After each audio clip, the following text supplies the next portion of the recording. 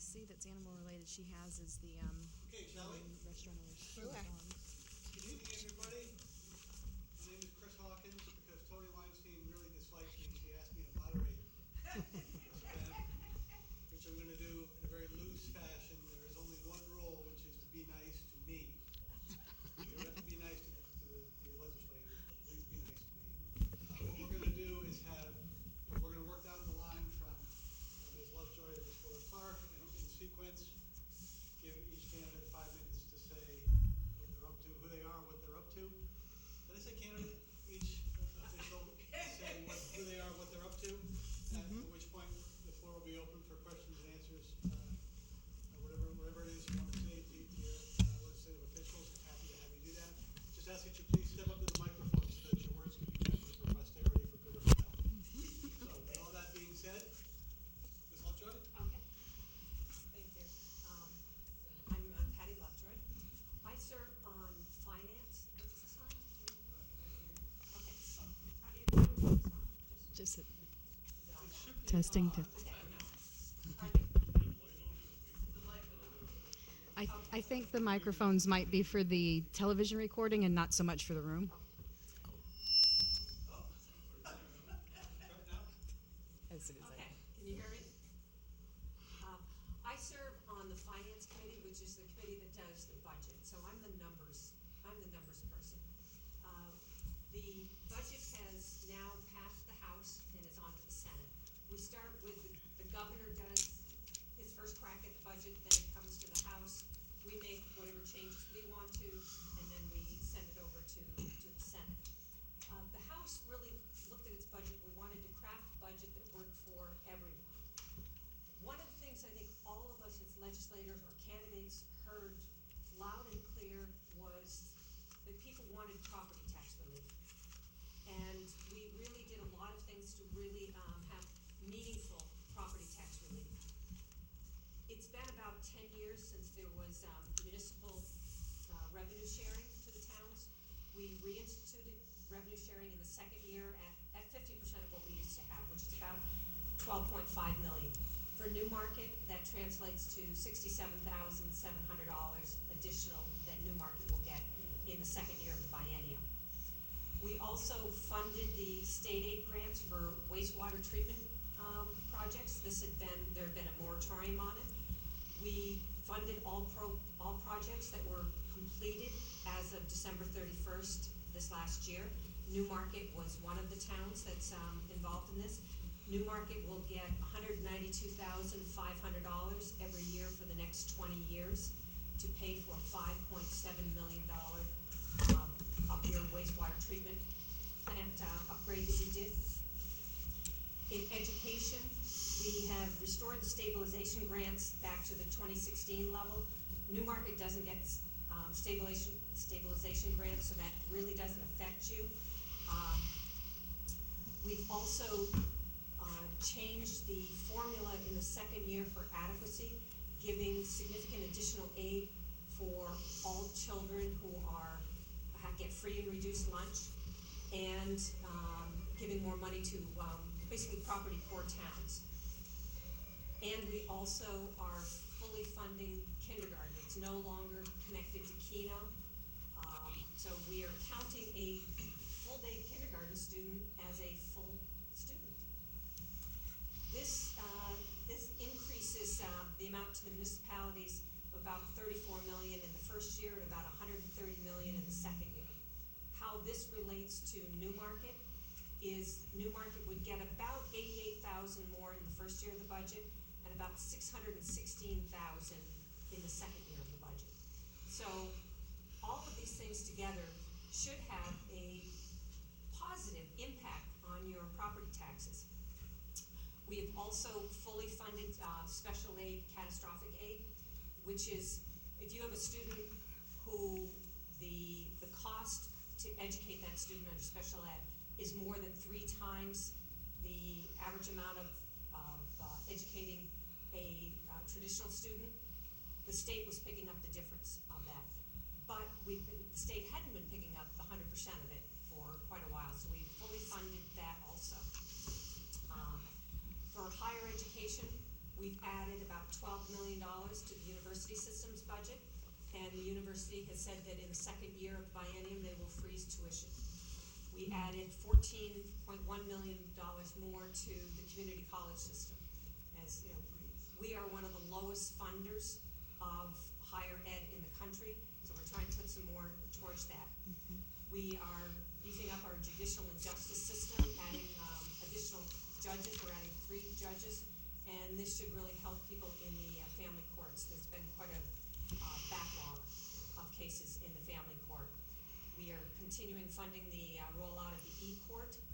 We've added several positions in the justice system, a cold case attorney. I forgot the number, but there's a pretty large number of cold cases that are still out there.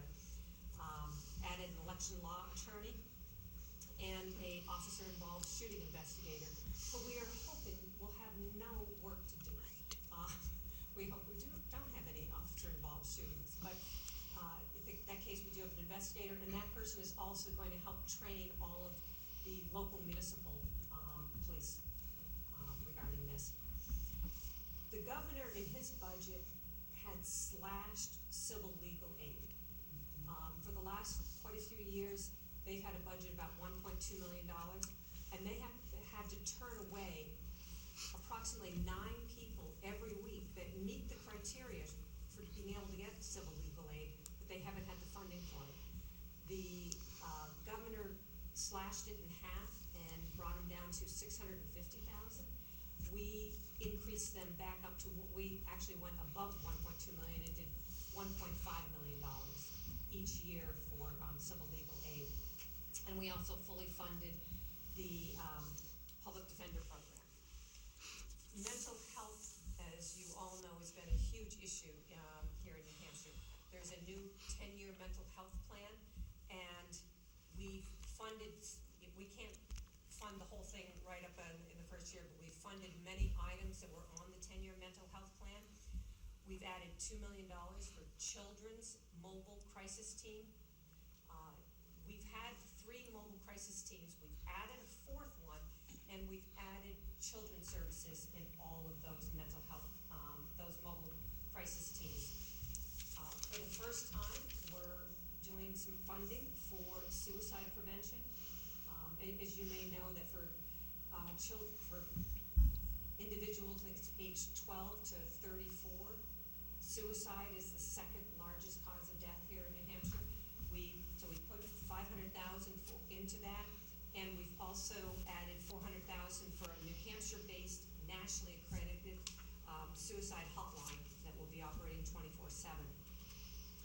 We've added over $2 million for community housing and related supports, $1.5 million for step up and step down housing related supports, and $1 million for early serious mental health intervention services, as well as implementation of a early childhood mental health plan.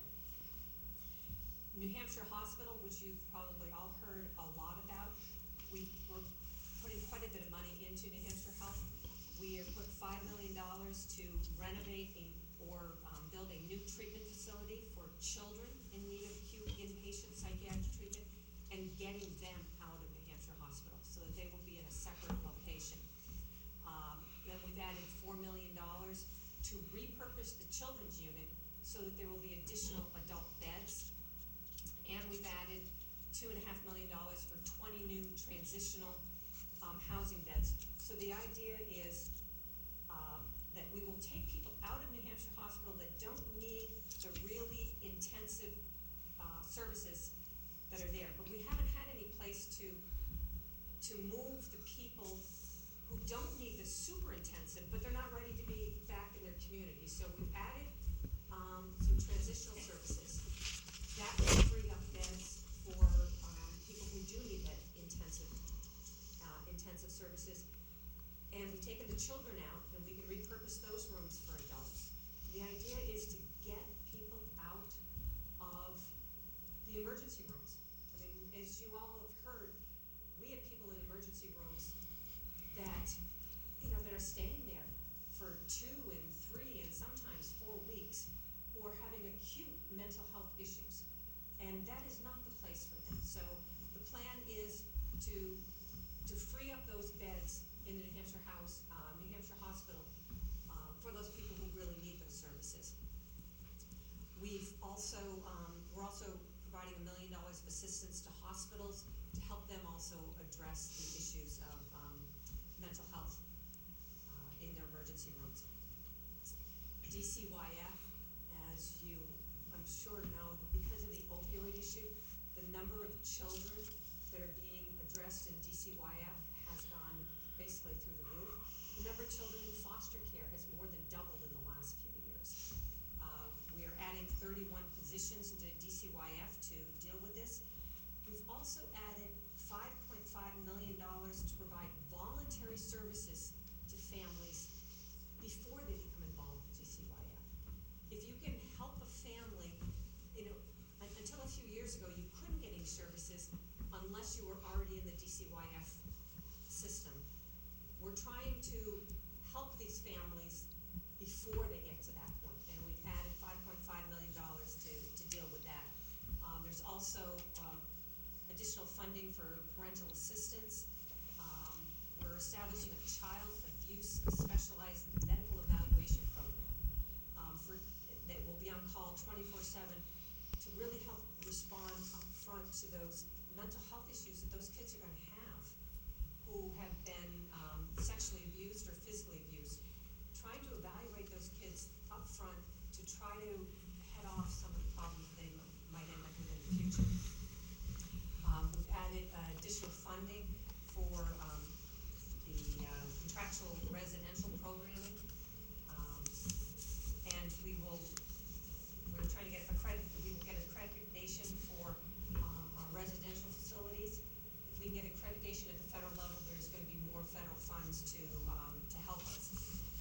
We've also added programs to prevent and combat homelessness. And homelessness is an issue that we are dealing with in every community. Newmarket is no exception. Exeter, towns around us are dealing with homelessness. We've added $400,000 for homeless youth outreach programs, $1.5 million for rapid rehousing programs to increase transition from shelter to housing, $1 million for homeless shelter care management programs, and $2 million for short and medium-term rental assistance to prevent evictions and prevent people from becoming homeless. Some other issues, we are fully funding the developmental services, so there will be no wait list, and we are increasing the rates for providers, and that's been a very big problem. We are increasing funding for STD prevention and testing by $700,000. And part of how we're getting the funds to do a lot of this, especially in the education area, as you may know, we have a tax on dividends and interest. We are expanding that program to also include capital gains. Moving that 5%, having 5% now apply to capital gains, gives us about $150 million, and that is all going into education. There were two additional scheduled reductions in business profits taxes, and we have done away with those additional planned or scheduled cuts to business profits taxes. That alone gives us approximately $90 million in this budget. So that's trying to give you a kind of a high level impact of what's going on in the budget. And if any of you have any additional questions, I will try to answer them. Thank you. I know I went over about 5 minutes, but it's hard to do this budget.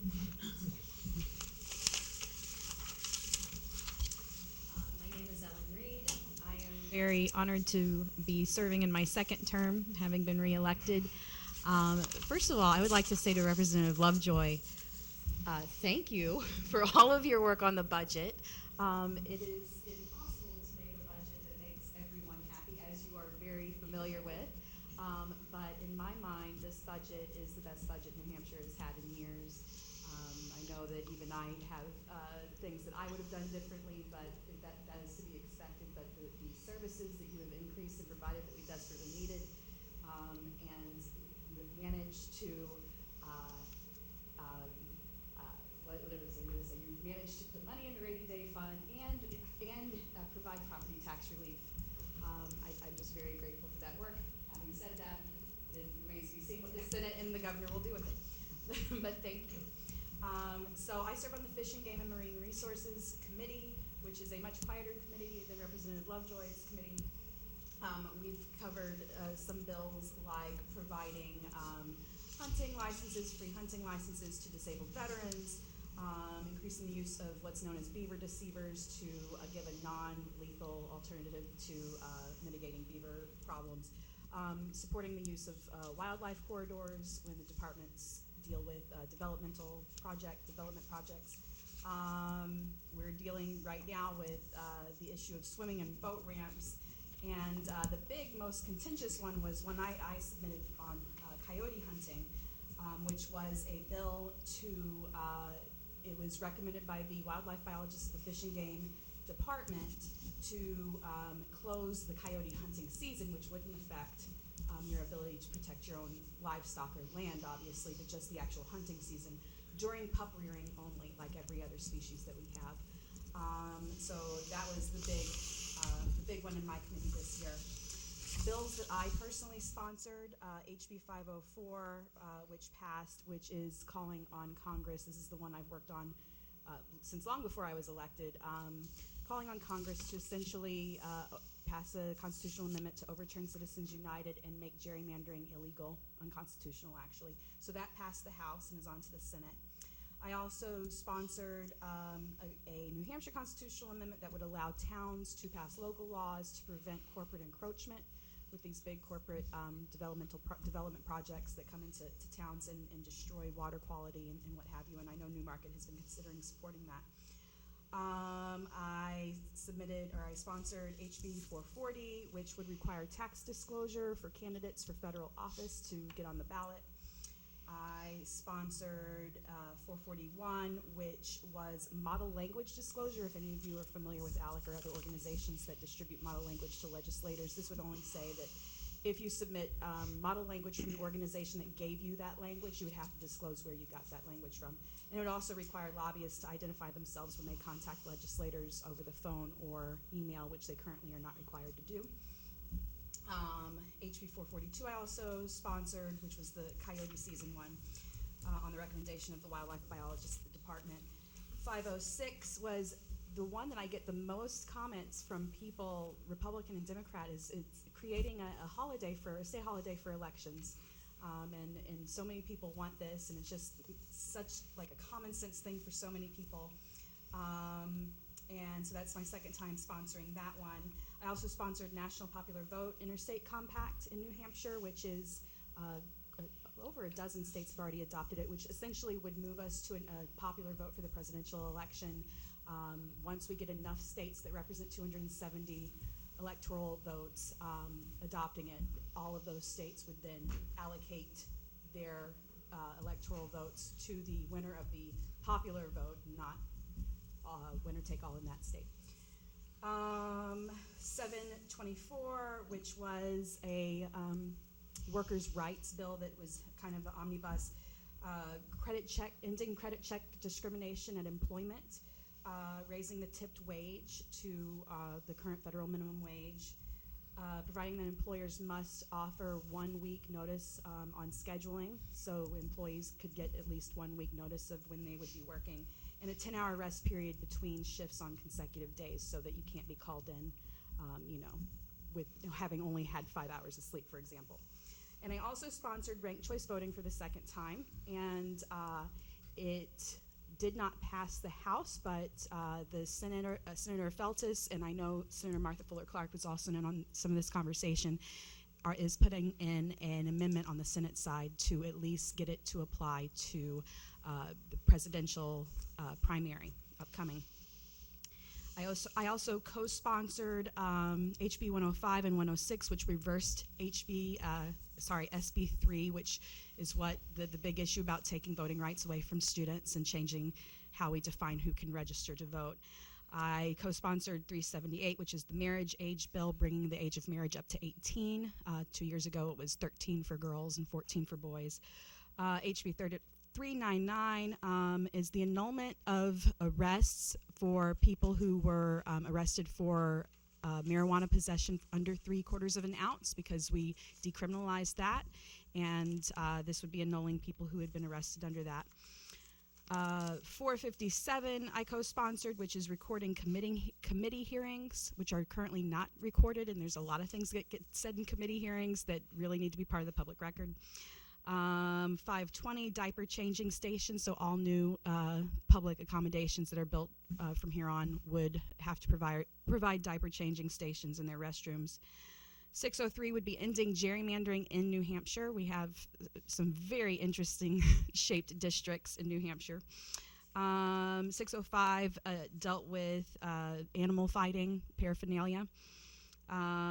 731, I co-sponsored the $15 minimum wage bill.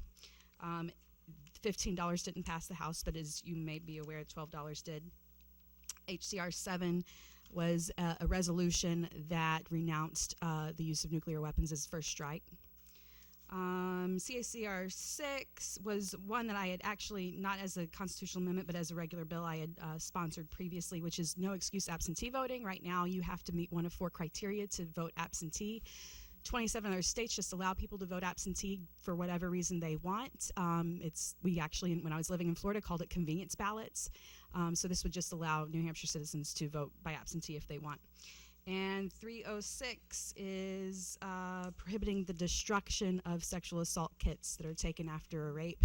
Some police departments will take the kit but then choose to destroy the evidence before it gets processed. So this would be prohibiting that. And so those are all the bills that I worked on this year. I also founded 2 years ago the New Hampshire House Progressive Caucus and chaired it last term. This term I stepped down and am now currently vice chair. But we have, I know I'm getting close to my 5 minutes or maybe over, so I won't go through everything we've been doing, but we have a meeting next week where we will be once again going over our platform. If anybody wants to talk to me about that, I'll be happy to talk about it. Am I next? Oh. Thank you. Thank you, everyone, for coming over tonight. My name is Charlotte DiLorenzo, and I'm in my second term as a state rep. I serve on the Judiciary Committee in the State House, and some of the things that we do are issues that are close to life and death. For instance, we make decisions on proposed bills that have to do with abortion and assisted death, guardianships, landlord-tenant rights, civil proceedings in court, tort law, forfeiture by the state or the federal government, immunity, and that would be in a court atmosphere, probate, and any other matters that are referred to our committee. A lot of the work that I've done has been centered around landlord-tenant law because that is my area of expertise. I worked as a property manager for 35 years, and I worked in Massachusetts, New Hampshire, and Maine, and I got the big picture of what's important as far as landlord-tenant law and how it affects our populace. So in terms of what I see, there are economic justice issues. And I focused on working on landlord-tenant laws, and one of the bills that passed, that I think the one that I'm most proud of, was House Bill 1485, which proposed that tenants pay up to 2 months rent for security deposit. So in effect, if this bill were to have passed, in order to move into an apartment, if the rent was $1,200 a month, a person would need $1,200 for rent, $2,400 for security deposit, for a total of $3,600 to move into an apartment. A lot of landlords supported it. There was a lot of pushback. It came before my committee, and I led the charge to kill the bill. When it got to the House floor, it was killed as well. And I am just really, really proud of that. Another bill that I worked on, killing, sorry, not to be violent or anything, but they needed to be killed. House Bill 173, it was a bill relative to requirements for residential tenants evicted for non-payment of rent. Now, yeah, that's in English, guys. Now, the bill proposed that tenants who were going to court with the landlord for non-payment of rent to, first of all, come up with the money for the rent before the case was even heard. The tenant didn't have an option to contest or dispute the landlord's allegations to owed rent prior to the eviction hearing. And furthermore, the tenant would have been required to pay the current rent while the whole, eviction process is rolling out, because sometimes it takes like over a month, maybe a couple of months to go from, receiving a notice to quit and getting to court. So I fought for that one, and I said, this bill denies the tenant due process. First of all, how can you make a tenant pay rent or disputed rent when a judge has not decided whether or not the tenant owes it? And so the bill also wanted the court to be able to collect the rent as sort of a receiver while the dispute was going on. Well, the court doesn't have the capacity or the authority to collect that rent. So that was another loss. And then third of all, the bill would have combined the eviction case with a small claims case, so that the stakes would have been higher, the disputed amounts would have been higher, which would have then entitled the case to a jury trial. And the cost for a jury trial for one day is about $2,200, probably more than what was owed for rent. But we ended up killing that bill because it would have cost the state about $100,000 in court costs just for 1 year. And then finally, my third bill that I protested was House Bill 1490. It was similar to House Bill, the last bill that I spoke about, and that again would limit the amount on money judgments in a landlord-tenant case. And the hitch on that one is if you increase the amount of money damages in a landlord-tenant case, then again it's eligible for a jury trial, and it gets kicked upstairs, and you get all of those fees and costs for the state to incur. So just to wrap it up, I am like really interested in landlord-tenant law, because I feel that we need to have compassion for our folks who aren't homeowners. I know that there are people in the state who believe that, well, if you're not a homeowner, then you shouldn't be able to vote, which is totally unfair. And that's it. If anyone has questions, check with me later on. Thank you. Good evening, I'm Michael Cahill. I'm in my fourth term representing Newmarket and Newfields. I serve on the, a little bit louder perhaps.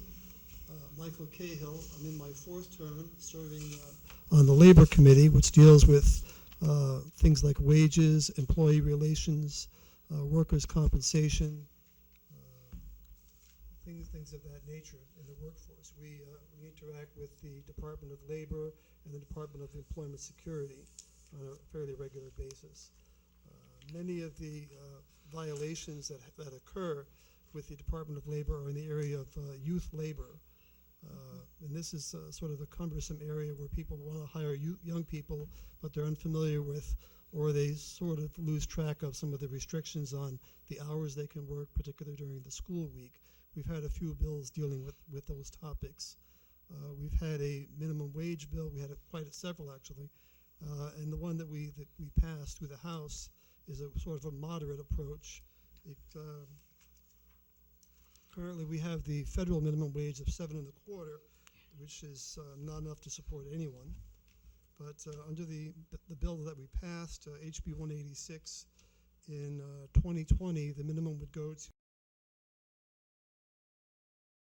2021, $10.75, ending up at $12 in 2022. Gradual approach, something that we think that the labor market can handle. And we added a youth wage so that if someone is employed who is under 17, the employer could pay them $1 less than that minimum wage because those people aren't supporting a household, and many of the employers felt that a brand new worker really hasn't learned how to work yet. Of course, they had the option of rewarding someone who's very good with a little bit more money. This is only a minimum wage. And we also restored the tipped wage to 50% of the actual minimum. It was lowered to 45%, and bringing it to 50% would help the tip workers a bit. I also want to talk about building aid. If anyone is familiar with me, they know that's a topic that's important to me and important to Newmarket. We've had a moratorium on building aid for the past 10 years, and the moratorium during the same 10 years that we've fought with the recession and everything else, we've had a number of projects that have gone forward like we did in Newmarket, with the town really not having much choice but to vote and pass and pay for the school project. I think there's been probably in excess of 30 of these in the last 10 years. And this continues because what the governor proposed in his budget was $63 million one time for towns that are poor and really unable to afford to renovate their school. I don't know if he was going to just give them all the money, or they would have to have a warrant article, which if they're that troubled, they probably have a difficult time passing a warrant article, so I'm not sure how that was going to go. The budget that was passed has, I think, $19 million, but it's only for new school projects. And I think we need to do something for the people who have acted during the moratorium on a retroactive basis. One of the areas that where the money could be found is in the meals and rentals tax. You all pay 9% when you have a meal in a restaurant, rent a car, stay in a hotel. Most of this is paid by our visitors who come and enjoy our state and pay our taxes for us, 9%. What people don't know is that the business gets to keep 3% of that tax it's intended to cover their cost of record keeping, which in 1967, when the law was passed, might have been a bit onerous, but today with computers, really it takes 10 minutes, bang, you're done. And they have the use of the money until the 15th of the month. They send it in, they take 3% out. What's 3%? That's not much, you might say, but it was $9 million last year alone. And during the time of the moratorium on building aid and water projects and who knows what else, we gave $77 million in commissions to these businesses. And our neighboring states don't do that. So when you use your credit card, there's a swipe fee. If you're having dinner in Maine, the restaurant doesn't say, well, wait a minute, you have to pay me for that swipe fee because it increased my cost. They just send the money in. Now, these are costs of doing business. That should be how it's done in New Hampshire. I proposed this past year a bill to cap the commission at $100, which would more than cover the cost of actually doing the record keeping. And unfortunately, that was rejected. And so I have to wait another 2 years before I can try that again, and hopefully make public aware of it so we get some support. As you know, the restaurant industry provides a lot of sales, but they're not staying in business because of that money, and it's just something that we can't afford to keep on giving away. So bills I've sponsored. I have a bill to ban the box bill. This is where you've been arrested, you've been convicted, you've served your time, you come out of jail, and now it's hard for you to get a job.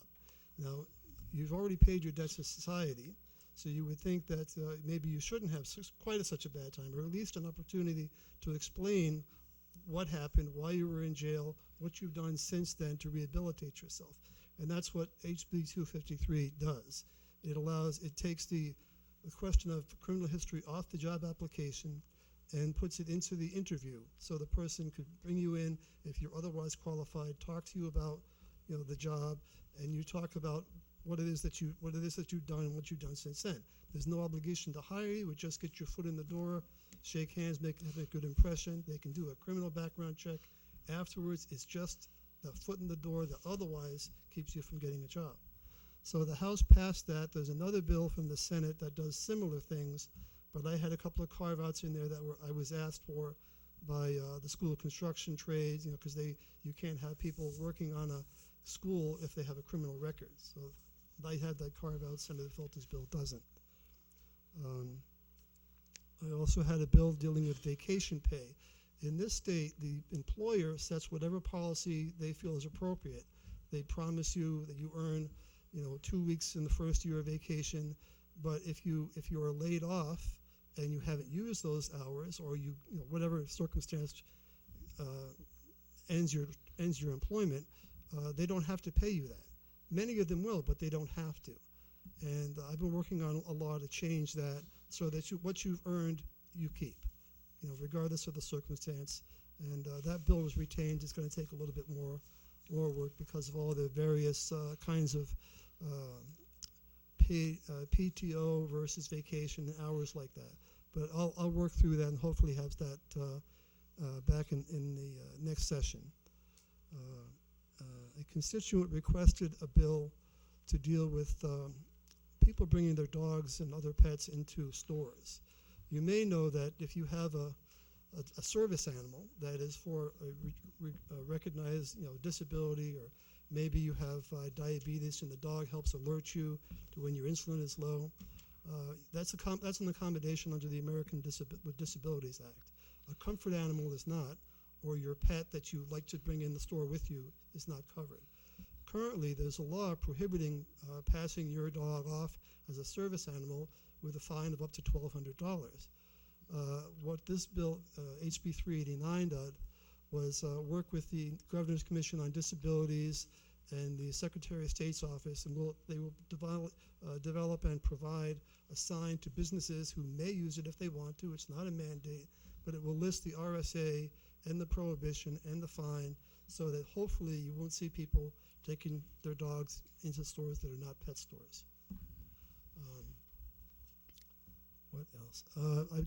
I do a lot of constituent service. That is, if you have trouble with a state agency, drop me an email or give me a call, and I'll run it down and work it through the best of my ability, and hopefully find a solution so that that is addressed. And on to Senator Fuller. Thank you all very much. I'd like to thank everyone for coming out tonight, and for those of you who may be watching this at home or have a chance to watch it at another time. I'm Senator Martha Fuller Clark. I live in Portsmouth. I represent District 21, which consists of the communities of Portsmouth, Newington, Newfields, Newmarket, Lee, and Durham, and I'm honored to have represented Newmarket as part of District 21 since 2012. As my position, I am President Pro Tem, and I serve as Chair of the Energy and Natural Resources Committee. Now, you may or may not be aware, but in the House, I believe there are 22 committees, and a House member serves normally on just one committee. In the Senate, because there are only 24 of us as opposed to 400 in the House, we serve on a number of committees. I currently, in addition to chairing the Energy and Natural Resource Committee, serve on the Committee for Health and Human Services, and I also serve on the Ethics Committee and on another committee that actually it just deals with rules and national types of legislation that might come before the Senate. What I wanted to say is that with regard to sort of what one is sponsored, what one hasn't sponsored, that you can go to nh.com, and then under nh.com you go to the legislative branch, and then there you can put in the name of any House member or any Senate member, and you can look at the various bills that they have sponsored or co-sponsored. I try very hard to support House members in bills that they're bringing forward that I think are a good idea. I probably sign on to too many bills as a co-sponsor. The difficulty is being able to go and testify in person in support of those bills because we're doing our own work in the Senate and we're really booked, between those 3 or 4 committees that we serve on. I filed, I think it's 28 prime bills this year. Some have been successful, some have not been so successful, and I'll speak to a few of those. But what I wanted to say is that right now, crossover happens in the middle of March, and that means that all the bills that were filed in the House have to be acted on by the end of March. And there are basically 3 choices, as you may be aware. One is and they go through the committee process, and then they go to the floor of the House. And they ultimately are voted on either ought to pass, inexpedient to legislate, or in some instances, and now they are retained in the House, and those bills that are retained by a committee actually don't go to the floor now to be voted on. Till next January. What? They will next January. They will next January, right, but not for the first year of the biennium. And the same thing happens with the Senate bills, and so crossover means that we send all the bills that have passed over to the House, and they send all the bills that have passed over to the Senate, and then we start the process all over again, which means that each bill, if it gains momentum, has the opportunity to be heard and receive testimony on behalf of the public and special interests twice. I think it's actually an extremely fair process. I would encourage any of you who have a key piece of legislation that you care about to come and testify, because it's the voice of the ordinary citizen that ends up oftentimes making the difference, as opposed to those paid lobbyists. But we really also rely on those paid lobbyists because we don't have the time, and to some degree I would say it's true of the House as well, to do the kind of research in many instances to really understand all of the implications of a particular bill. So a lot of our time is taken up with people coming in and speaking to us, either arguing for or against a piece of legislation and providing us with the background information. But that needs to be balanced by just hearing from the ordinary citizen about what's important to them. And so given how open the process is in New Hampshire, I think there's real opportunity for citizen input, and it's taken very seriously. Sometimes there are too many people that come to testify, and people get a little annoyed that they have to wait, or that maybe there's the hearing is extended to another day, but it's a very vital process. Right now, the biggest challenge facing the Senate is the budget, which has been sent over to us from the House. And you heard what a very good budget it is. For those of us who believe that we need to be investing in everyone in the state. Now there's pushback saying that it's way too expensive, that we're going to create financial problems going forward. I think that everyone here believes that if we don't invest in the future, we're not going to have a strong economy in New Hampshire, and we're not going to make it possible for everybody to have the opportunity to succeed. So that's sort of a basic philosophical issue that we're dealing with. On the way the budget will work in the Senate is that right now the Finance Committee is currently hearing from all of the various state departments in terms of what their budgets are and what they need. Those hearings and presentations will go on till next week.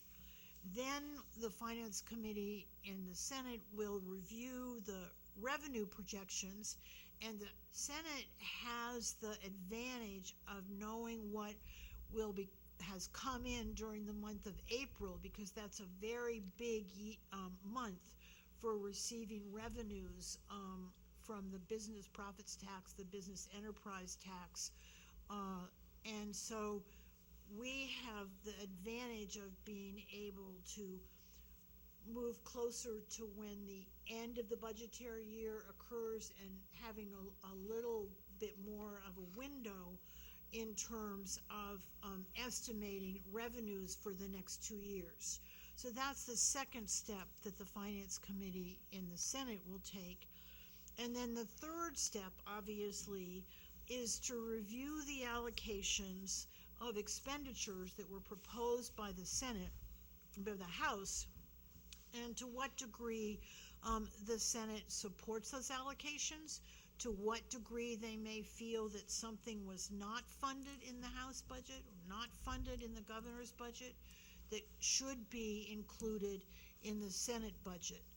And then it comes to the floor of the Senate, it's voted on by the full Senate, and then it will be sent to a committee of conference with the House to work out the differences.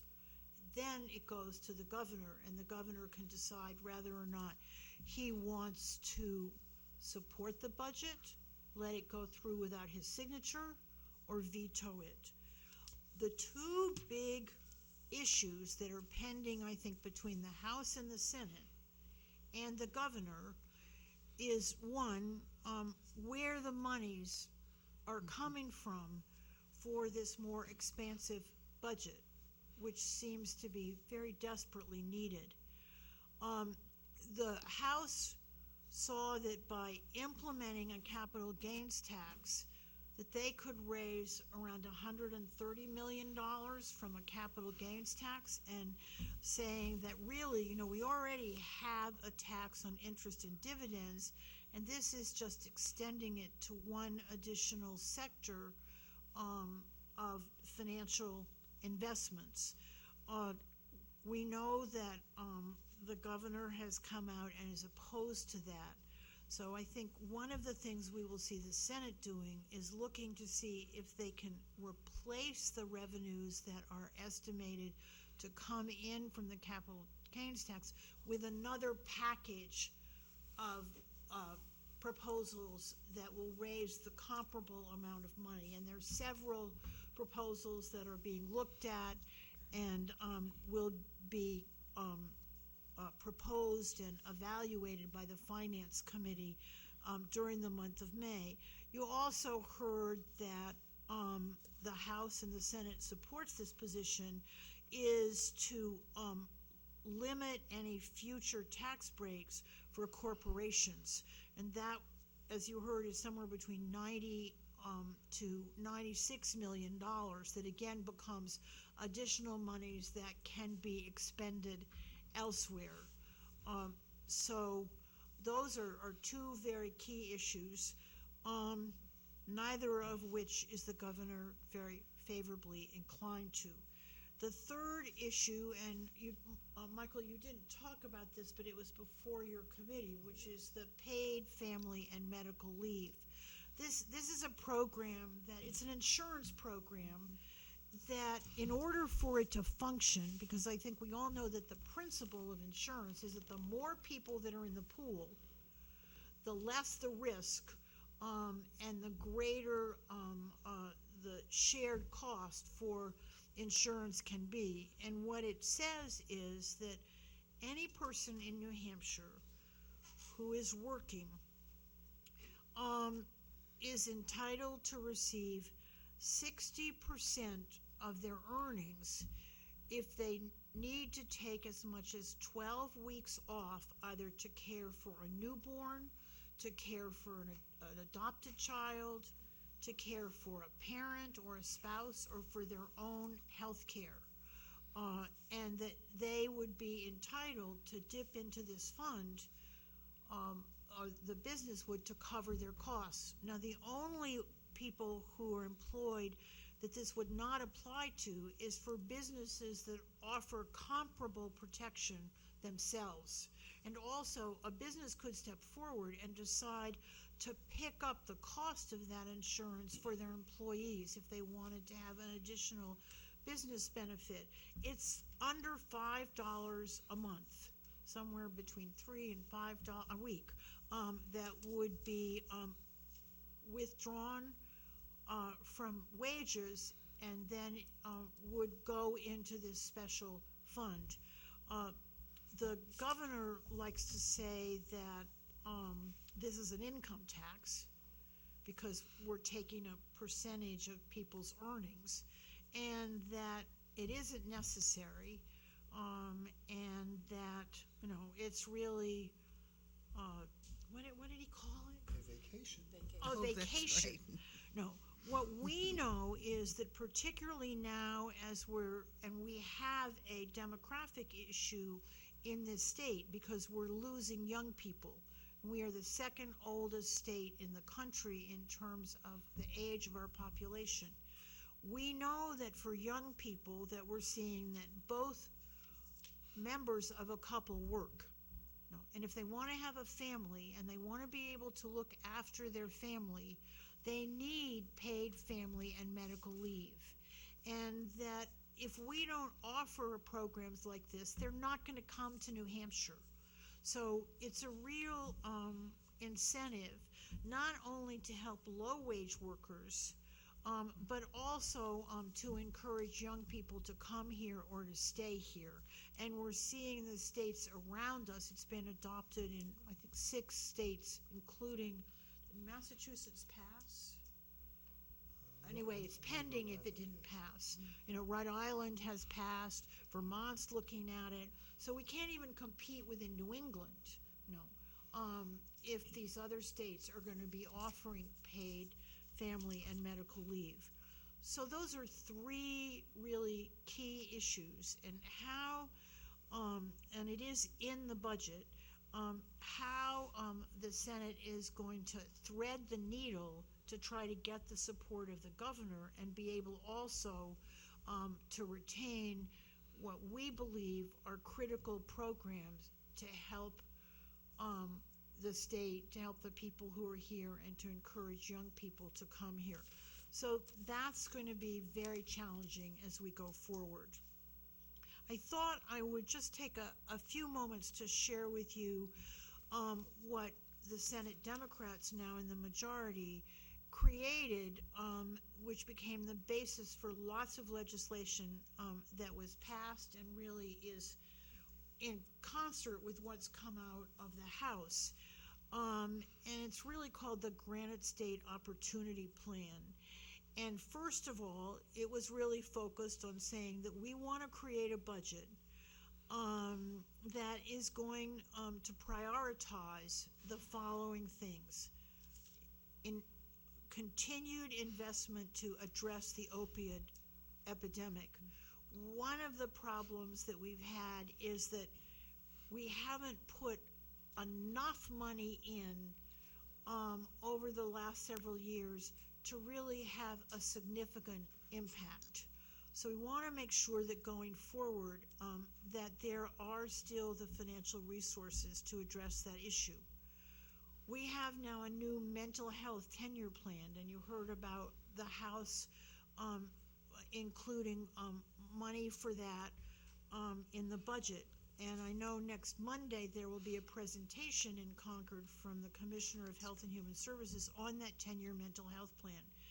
And there is a very direct connection between mental health and addiction.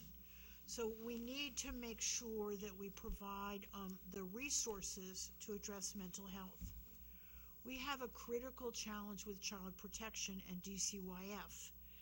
And up until recently, our caseworkers in New Hampshire were handling somewhere around 85 cases per person. So there's been a very aggressive initiative to reduce that caseload by providing additional dollars to hire additional caseworkers in DCYF, so that we're getting that ratio between a caseworker and the cases that need to be monitored down somewhere under 25 per caseworker.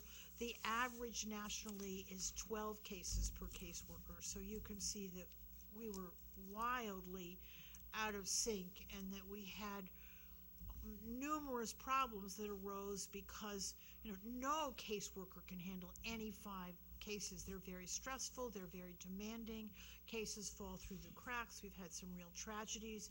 There's a real focus on making sure that we move forward with child protection. We also heard a bill like today in Health and Human Services in the Senate, which will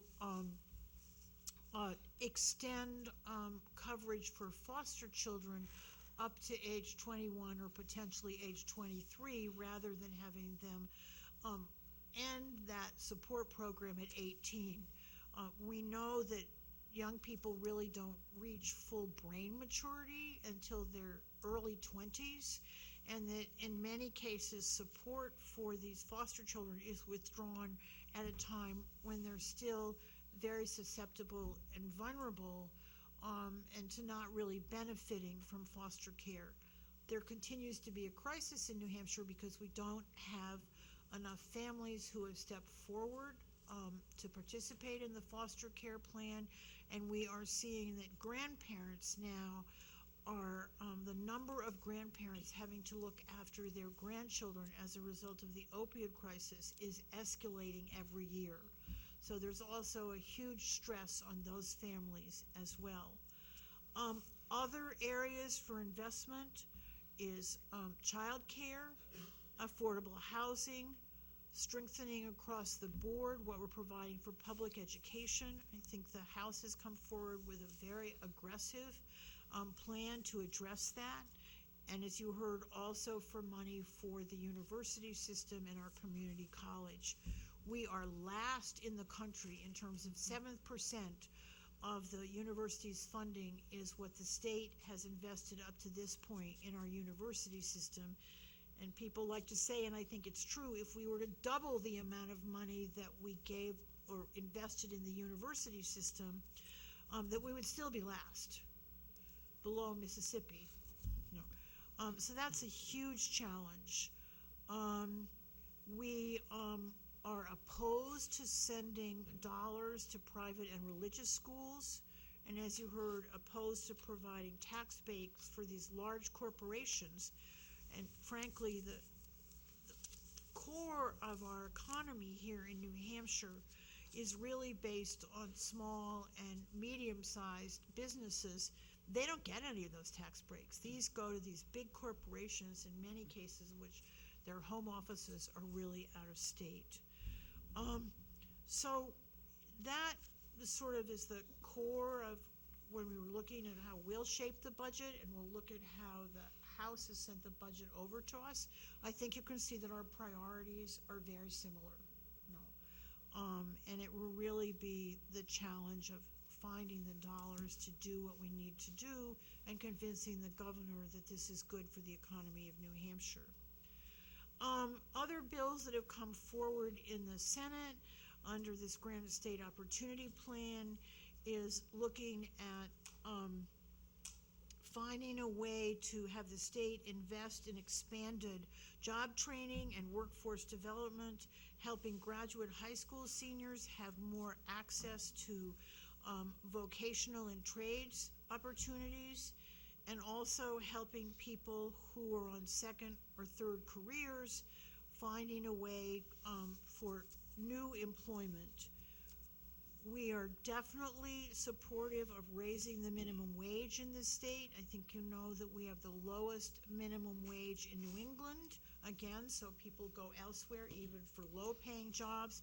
We hear over and over again that people don't pay people at minimum wage. Well, we know that 60% of individuals earning minimum wage in New Hampshire are women, and they're doing it because they don't have the flexibility to take a full-time job, so with a part-time job, and we need to help those families. And to expect someone to exist on $15,000 a year, which is what the federal minimum wage means approximately that you earn, just, it makes no sense. Its buying power is what the buying power was for minimum wage in 1986. So that's a huge issue. We want to also work to find a way to reward businesses that are willing to recruit and retrain and retain workers. So working with businesses, because one of the biggest issues that we're facing within the area of businesses and jobs is that we have currently somewhere between 15,000 and 20,000 jobs that are available in New Hampshire that aren't being filled because we haven't been able to provide the adequate workforce training so our young people or people who've been laid off from a job have the skills to be able to apply. And those are good paying jobs. I mean, just look at what's happened at Pease, and Lawrence is talking about expanding, employment to, an additional 500 to 1,000 new workers at Pease. Are they going to be able to find those people to work for them in New Hampshire? Not if they haven't received, the right kind of skills and training. It's also very important. That's why we want to strengthen our community colleges, which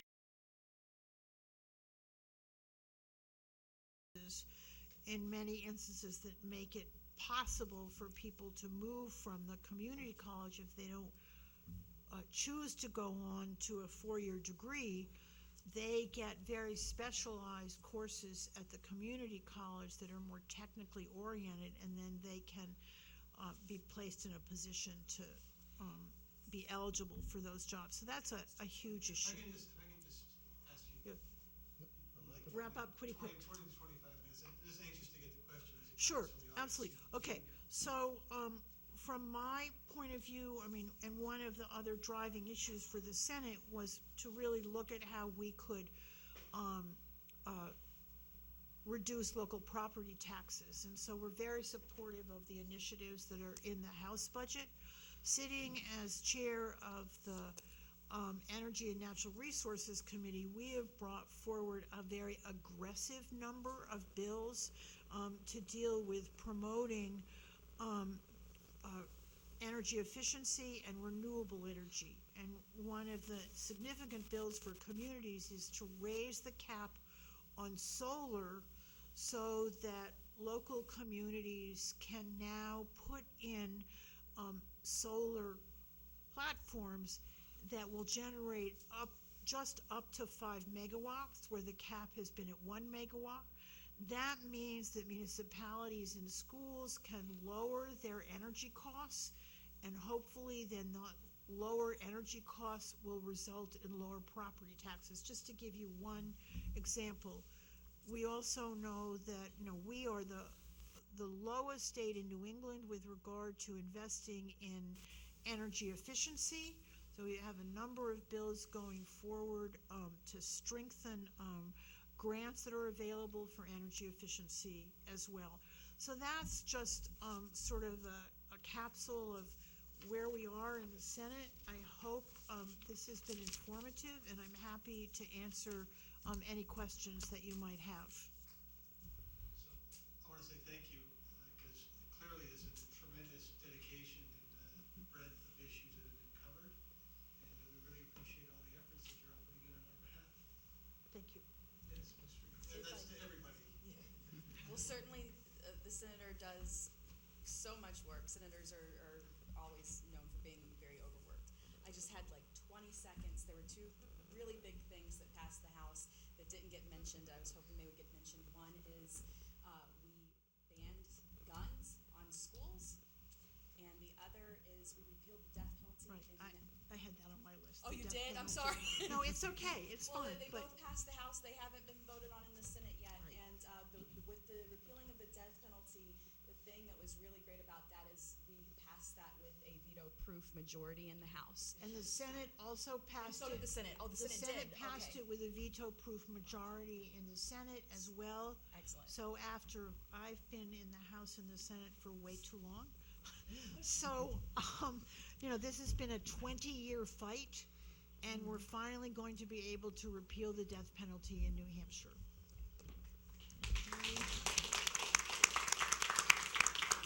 Let's say what I'd like to do is open up the floor for any questions or comments that the folks may have. It's kind of a lot of information. Excellent. This is your opportunity to probably ask any questions that you like. Yes, ma'am. This lady first, then this gentleman.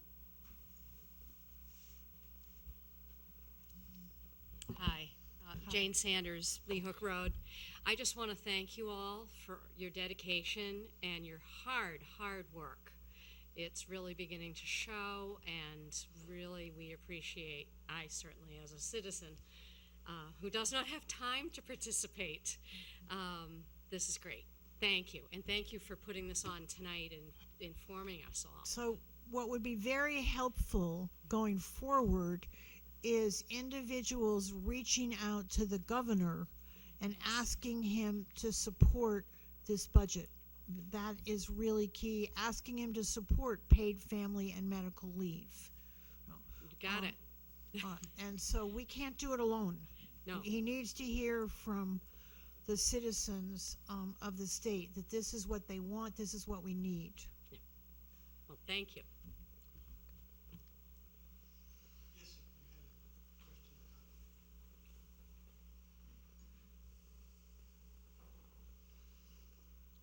My name is Henry Smith. I live here in Newmarket, and I want to thank all of you for your exemplary service on behalf of the citizens of New Hampshire.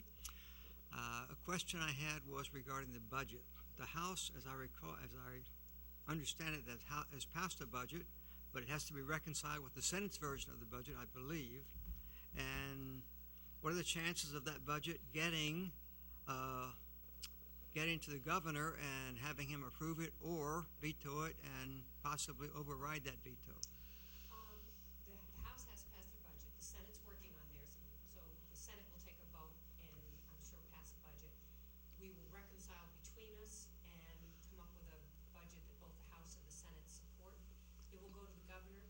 Frankly, right now, I think there's a much better chance that the governor's gonna veto it than sign it. What then happens is we will pass a continuing resolution that basically will keep the government open at its current level, and we will spend a lot of the summer probably trying to work it out. I mean, the Senate will also be working with the governor, trying to come up with something. We do not have enough votes to override a veto. The chances that the members of the governor's party will vote to override his veto on the budget is not very high. So if the governor vetoes it, we will then kind of be back to the drawing board and each of us promoting the issues that we think are most important, and then we'll have to do some compromise. So that's where I anticipate it's gonna go. I would love to think that the governor is going to veto it, but, approve it. But because of the items that Senator Clark mentioned, the capital gains tax, doing away with the next two scheduled reductions in business profits tax and business enterprise tax, and we did put the family leave in the budget. Those are the three items. I think everything else we could reconcile, but without those items, especially the revenue ones, you can't do meaningful property tax relief without some other form of income. It's just impossible. And that issue of property tax relief has been front and center on the voters' minds. Everyone, when we ran our campaigns, and it didn't matter what corner of the state you came from, property tax relief was a huge issue. And you can't fund programs without some revenues. Can you give us an idea of when a budget might be laid on the governor's desk? It will be in June. End of June. By the end of June, I expect that we will be taking our final votes to pass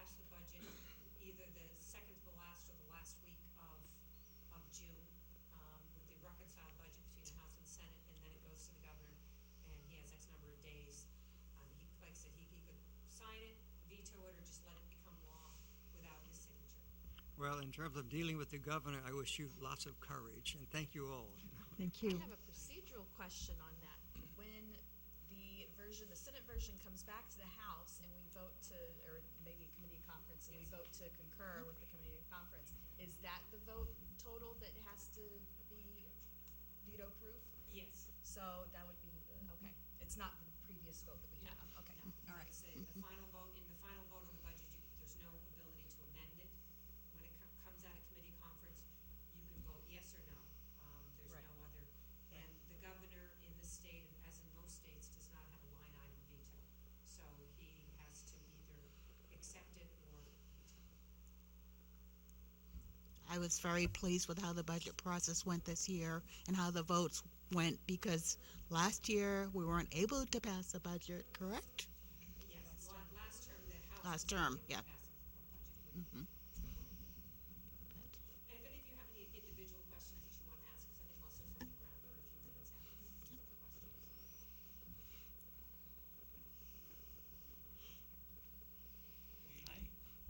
Thank you.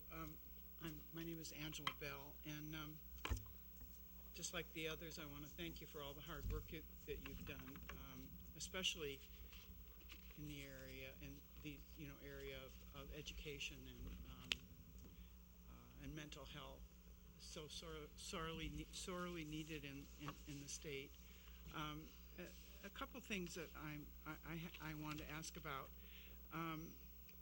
The capital gains, increase in capital gains, I didn't hear anyone say anything about something that I read, and that is that our properties, our homes, are going to be subject to a capital gains tax over $250,000 when we go to sell them per individual. Any property tax, any capital gains that you were reporting on your federal tax return, and you do have exemptions.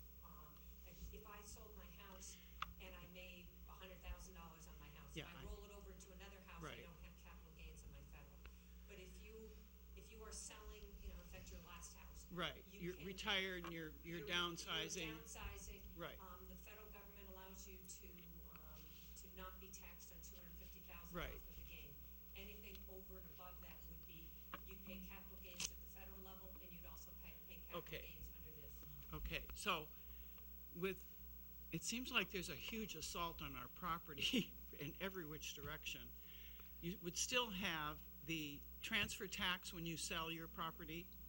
You would still have the transfer tax as well as the capital gains tax if it applied. Okay,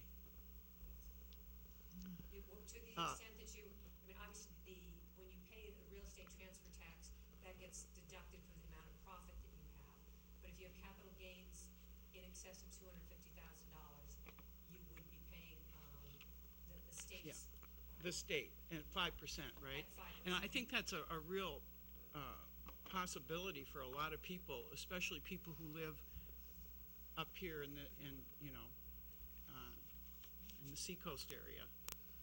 There's a lot of people who've been in their homes for many, many years, and when they reach a certain age, it's a lot of their retirement right there. And that's something I think the Senate is going to be looking at, is to putting in a higher exemption for home sales. At the House level, we did it, and we tied it to the federal government's, what the IRS has to report for capital gains. But that is always a possibility that you could have a exemption for, an additional, whether it's $200,000 or whatever of a home profit. Okay. Over a certain age, you think? Yes. So, I was wondering about the release of the moratorium on school aid. Obviously that's not going to be able to help Newmarket at this point, right? We're a dollar short and a day late. Well, I think it's important to recognize that, huge effort that Representative Cahill has made, and Yeah. one of the things, and I've been happy to try to support him as much as we can, one of the things, if we're able to get school building aid, we would like to make it retroactive. Right. So that the communities that step forward during the time of the moratorium would at least be eligible for something to help those communities. The increase in the property tax was huge, huge. And, well, it's something we all wanted to do, we have to do for our kids, but still. So we're not gonna give up on that, right, Michael? We are not going to give up. So, just one more question.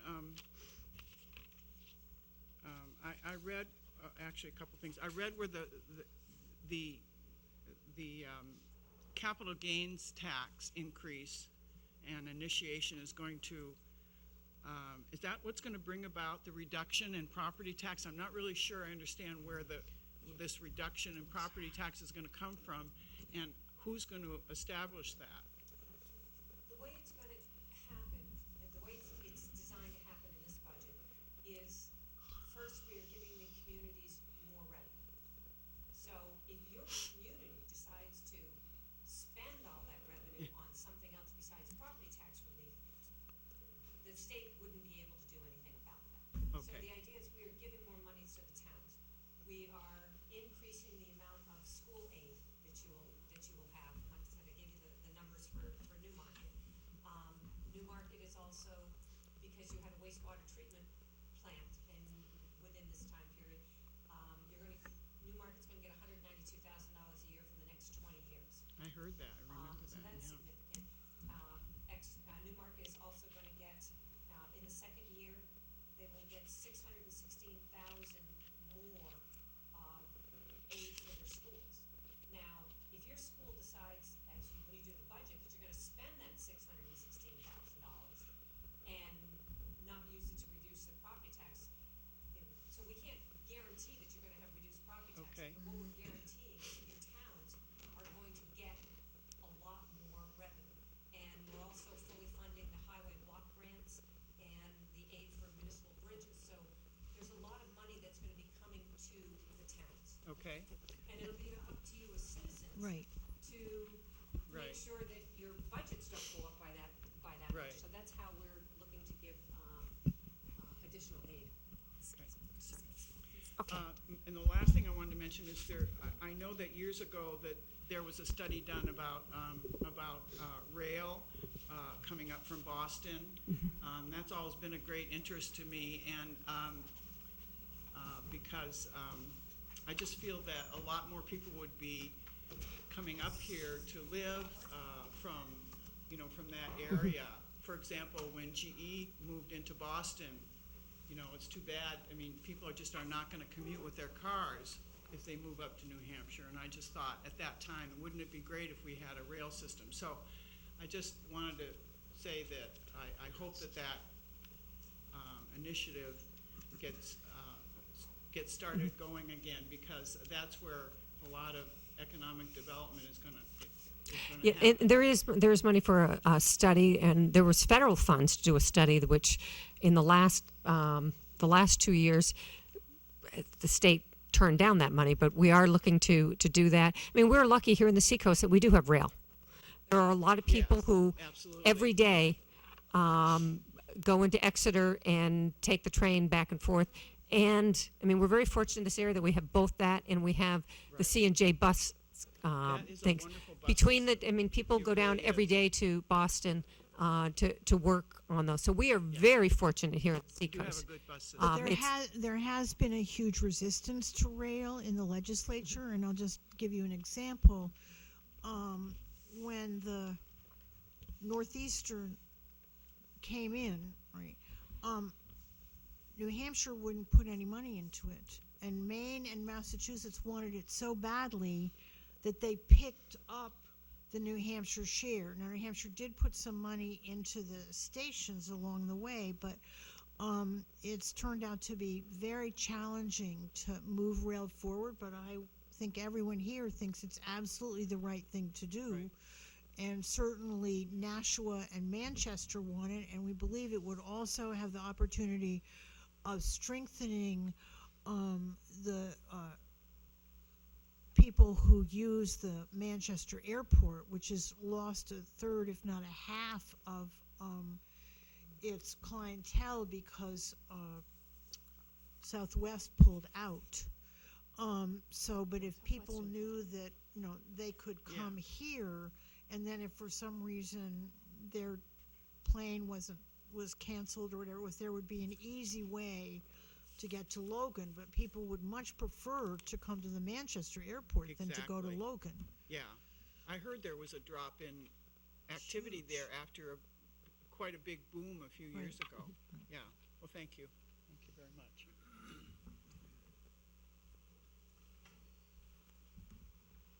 I just want to say that I think that rather than hedge our bets on, folks commuting from here to Boston for work, I would have liked to see something like Amazon come up to New Hampshire.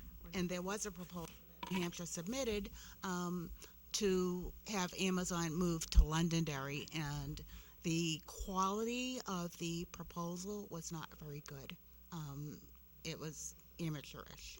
And I think that we need to get up to speed on, being ready to grab for opportunities like that. Hi, my name is Roberta Bronca. I live on Great Hill Road in Newmarket. And I want to thank all the legislators for all your hard work and everything that you've proposed and passed. And there was a lot that I didn't know was going on in the legislature till I came tonight. And I wanted to comment on and ask a couple questions about the medical leave proposals. I am surprised to find myself sort of half agreeing with a Republican governor that I do think it's an income tax to take money from workers for their own medical leave, their own sick days. But I'm not going to hold 4 wonderful legislators and a senator who are working so hard to hold your feet to the fire over something that's really a public mindset. But my dream would be that it would be seen as the cost of doing business. People are starting to come around to the idea of, if you can't afford to pay workers a living wage and not just a minimum wage, then can you really afford to be in business? And I would love to see that for sick leave and medical leave as well. But I had a deeper question. I've had to use a lot of medical leave and disability insurance, short-term disability insurance, over my working life. And the Family Medical Leave Act that exists now on the federal level, when it was first enacted and you couldn't get paid leave, and we all just sort of accepted that, well, at least you're getting 12 weeks and you can't be fired for taking it. That was the bar.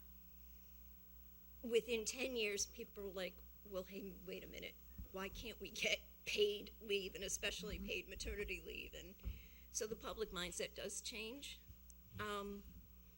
What I noticed about over time is that when you started, what your employer was allowed to ask for from your doctor was a note that said, this person is unable to work for X amount of time. They will be back by this date and they're going to visit me on this date when I will let you know if they are. So, they needed to know, yes, you have a medical reason to be out of work. How long is it going to be when you're coming back? And then employers were allowed to ask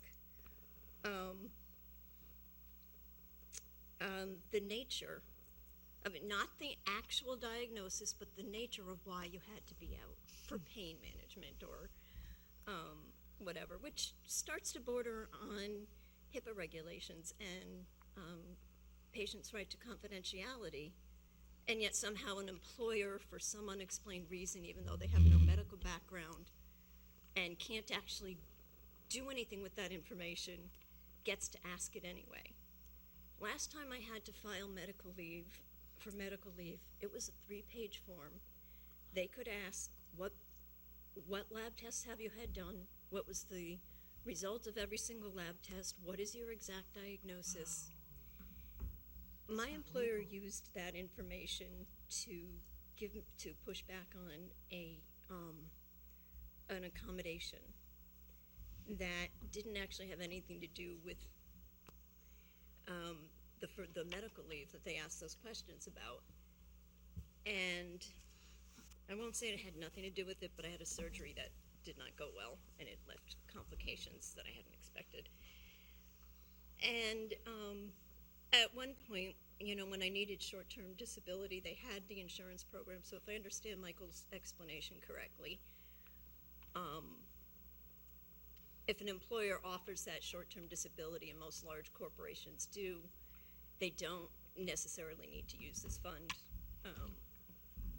which makes sense to me, except my employer changed to a self-insured program.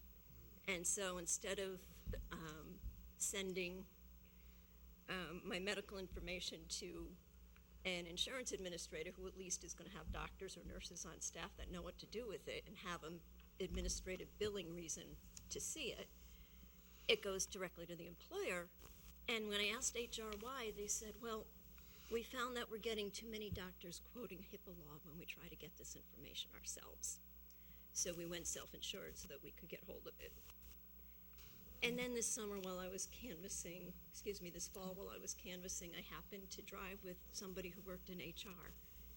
And she told me, and this is as I'm, on like my third or fourth layoff over the course of my life, happened about 2 weeks before I was supposed to have 2 medical procedures. Excuse me, could I just say something? Are you aware that reception tonight is brought on closed circuit TV on Channel 13, and then it will be on YouTube?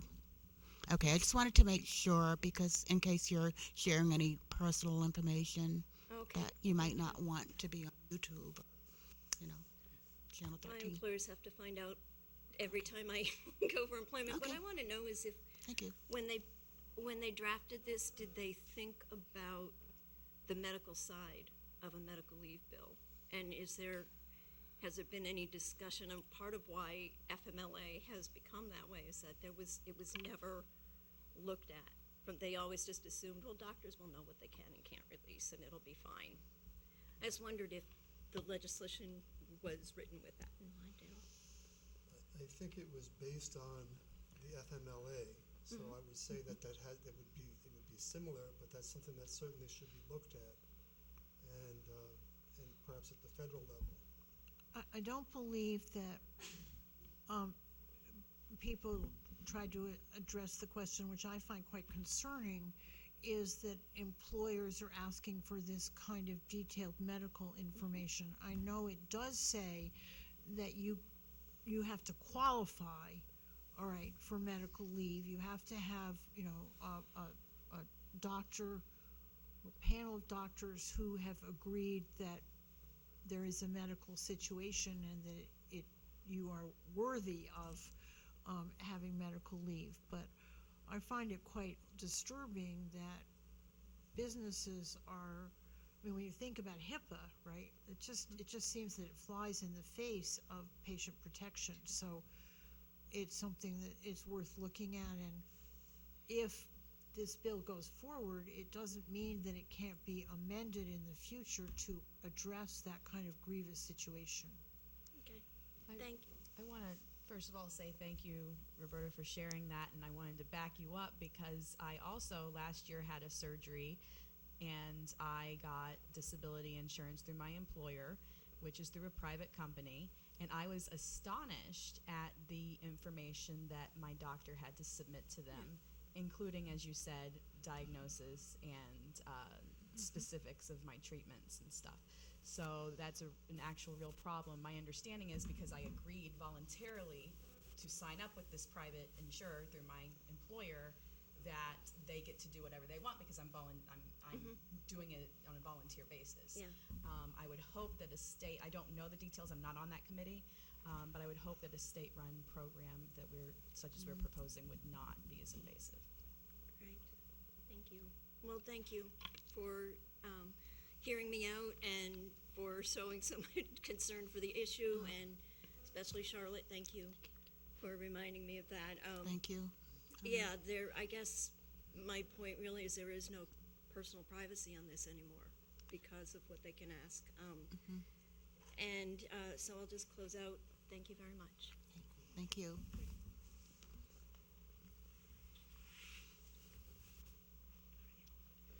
In the interest of time, I'm assuming that we're going to start wrapping up. And I wanted to, I couldn't be here at the beginning of the meeting because of a personal commitment, but I wanted to thank all of you for all of the work that you do throughout the year and for being here tonight too. I think that this is really an important, it's an important meeting for us to have here in Newmarket, and to know that our reps, to know the work that you guys are all doing in Concord on our behalf. So thank you very much for this extra time that we've asked of you.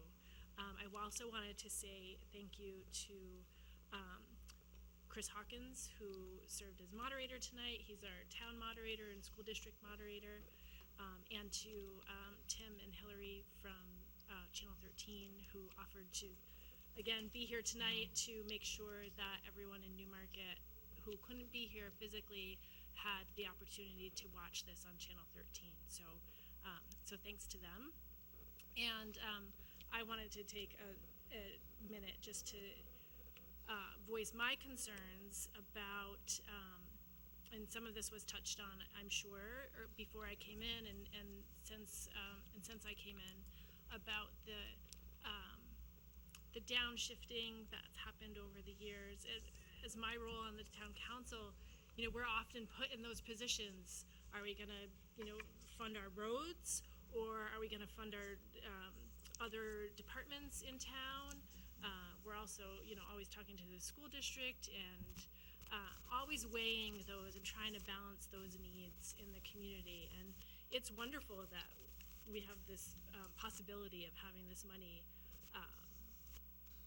returned, I guess, to our town and to our district. We've been cutting. You mentioned $616,000 that may come to our school district. I was watching, for some crazy reason,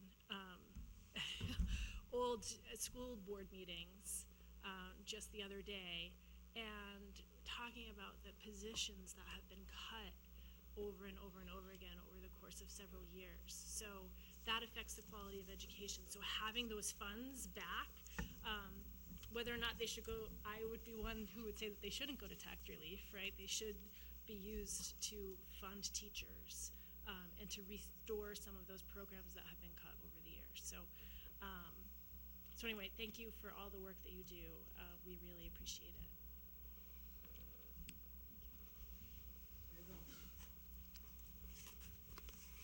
Speak now or forever hold your peace. You don't have to hold your peace, because these folks don't turn into pumpkins. Always happy to hear from you. Thank you, Chris. Thank you for coming out. Okay. So then I'll leave those.